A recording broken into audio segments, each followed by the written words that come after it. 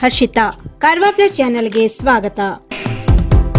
ರಾಹುಲ್ ಗಾಂಧಿ ಅವರ ಮೇಲೆ ಮಾಡಲೆತ್ನಿಸಿದ ದಾಳಿಯನ್ನು ಖಂಡಿಸಿ ಅಂಕೋಲಾದಲ್ಲಿ ಪ್ರತಿಭಟನೆ. ಕಾರವಾರ. ಉತ್ತರ ಕನ್ನಡ ಜಿಲ್ಲಾ ಕಾಂಗ್ರೆಸ್ ಸಮಿತಿ ಅಧ್ಯಕ್ಷರು ಸಾಯಿ ಗಾವ್ಕರ್ ನೇತೃತ್ವದಲ್ಲಿ ಅಸ್ಸಾಂನಲ್ಲಿ ಬಿಜೆಪಿ ಕಾರ್ಯಕರ್ತರು ನಮ್ಮ ನಾಯಕರಾದ ಶ್ರೀಯುತ ರಾಹುಲ್ ಗಾಂಧಿ ಅವರ ಮೇಲೆ ಮಾಡಲೆತ್ನಿಸಿದ ದಾಳಿಯನ್ನು ಖಂಡಿಸಿ ಇಂದು ಮಂಗಳವಾರ ಬೆಳಿಗ್ಗೆ 10:30ಕ್ಕೆ ಉತ್ತರ ಜಿಲ್ಲಾ ಕಾಂಗ್ರೆಸ್ ಸಮಿತಿ ವತಿಯಿಂದ ಅಂಕೋಲಾ ಬಸ್ ಸ್ಟ್ಯಾಂಡ್ ಸರ್ಕಲ್ನಲ್ಲಿ ಪ್ರತಿಭಟನೆ ಹಮ್ಮಿಕೊಳ್ಳಲಾಯಿತು. ಈ ಪ್ರತಿಭಟನೆಗೆ ಸಚಿವರು, ಶಾಸಕರು, ಮಾಜಿ ಶಾಸಕರು, 2023ರ ವಿಧಾನಸಭಾ ಚುನಾವಣಾ ಅಭ್ಯರ್ಥಿಗಳು, ಎಐಸಿಸಿ ಪದಾಧಿಕಾರಿಗಳು, ಕೆಪಿಸಿಸಿ ಪದಾಧಿಕಾರಿಗಳು, ಜಿಲ್ಲಾ ಕಾಂಗ್ರೆಸ್ ಪದಾಧಿಕಾರಿಗಳು, ಕೆಪಿಸಿಸಿ ಸಂಯೋಜಕರು, ಬ್ಲಾಕ್ ಕಾಂಗ್ರೆಸ್ ಅಧ್ಯಕ್ಷರು ಮತ್ತು ಪದಾಧಿಕಾರಿಗಳು, ಎಲ್ಲಾ ಸ್ತರದ ಹಾಲಿ ಮತ್ತು ಮಾಜಿ ಚುನಾಯಿತ ಪ್ರತಿನಿಧಿಗಳು, ಮುಖಂಡರು ಮತ್ತು ಕಾರ್ಯಕರ್ತರು ಪಾಲ್ಗೊಂಡಿದ್ದರು. ಕಾಂಗ್ರೆಸ್ ಪಕ್ಷಕ್ಕೆ ರಾಹುಲ್ ಗಾಂಧಿ ಅವರಿಗೆ ಅಡ್ಡಿಪಡಿಸಿದ ಸರ್ಕಾರಕ್ಕೆ ಸಿದ್ದರಾಮಯ್ಯನವರಿಗೆ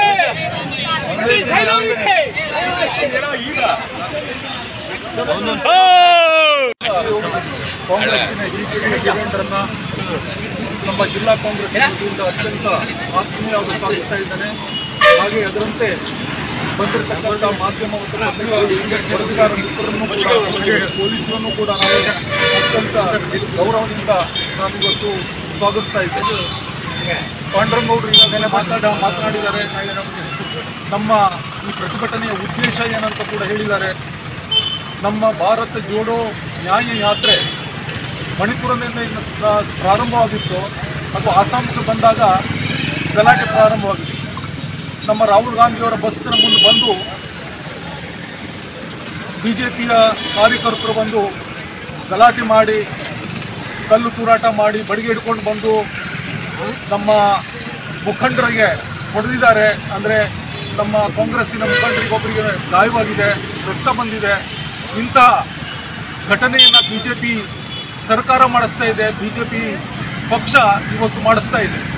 ರಾಹುಲ್ ಗಾಂಧಿಯವರು ಏನು ಭಾರತ ಜೋಡೋ ಯಾತ್ರೆಯನ್ನು ದಕ್ಷಿಣದಿಂದ ಉತ್ತರದವರೆಗೆ ಕನ್ಯಾಕುಮಾರಿವರೆಗೆ ಏನು ಮಾಡಿದ್ರು, ಏನು ಪ್ರೇಮ ಸಂದೇಶವನ್ನು ಸಾರಿದ್ರು, ಒಡಲ ಮನಸ್ಸುಗಳನ್ನು ಕೂಡಿಸಲಿಕ್ಕೆ ಏನು ಪ್ರಯತ್ನ ಪಟ್ಟರು, ಧರ್ಮದಲ್ಲಿ ಏನು ದ್ವೇಷದಿಂದ ಬಿತ್ತಿದ್ರು, ಅವರಲ್ಲಿ ಪ್ರೇಮ ಹುಟ್ಟಲಿಕ್ಕೆ ಏನು ಕಾರಣೀಕರ್ತರಾದರು. ನಮಗೆ ಏನು ಭಾರತ ಜೋಡೋ ಯಾತ್ರೆ ಏನು ಯಶಸ್ವಿ ಆಯಿತೋ, ಇದು ನಮ್ಮ ಬಿಜೆಪಿ ಸರ್ಕಾರಕ್ಕೆ ಮತ್ತು ಬಿಜೆಪಿ ಪಕ್ಷಕ್ಕೆ ಹೊಟ್ಟೆ ಉರಿ ಅಂತ ನಾನು ಈ ಸಂದರ್ಭದಲ್ಲಿ ಹೇಳ ಬಯಸ್ತೇನೆ. ಅದರಂತೆ ಜನವರಿ 14ರಂದು ನಮ್ಮ ಭಾರತ ಜೋಡೋ ನ್ಯಾಯ ಯಾತ್ರೆ ಮಣಿಪುರದಿಂದ ಸ್ಟಾರ್ಟ್ ಆಗಿದೆ. ಈಶಾನ್ಯದಿಂದ ಅಂದರೆ ಪೂರ್ವದಿಂದ ಪಶ್ಚಿಮಕ್ಕೆ, ಮಣಿಪುರದಿಂದ ಬಾಂಬೈನವರೆಗೆ ನಮ್ಮ ಈ ಪಾದಯಾತ್ರೆ ನಮ್ಮ ಯಾತ್ರೆ ಸಾಗ್ತಾ ಇದೆ. 6200 ಕಿಲೋಮೀಟರ್ಗಳಷ್ಟು ಈ ಯಾತ್ರೆ ಸಾಗ್ತಾ ಇದೆ. ಯಾವಾಗ ಅಸ್ಸಾಂಗೆ ಬಂದರು, ಅಸ್ಸಾಂ ಸರ್ಕಾರ ಇದನ್ನು ಅಡ್ಡಿಪಡಿಸಿತ್ತು. ಕೊನೆಗೆ ಮತ್ತೆ ಅದು ಒಂದು ಹಂತಕ್ಕೆ.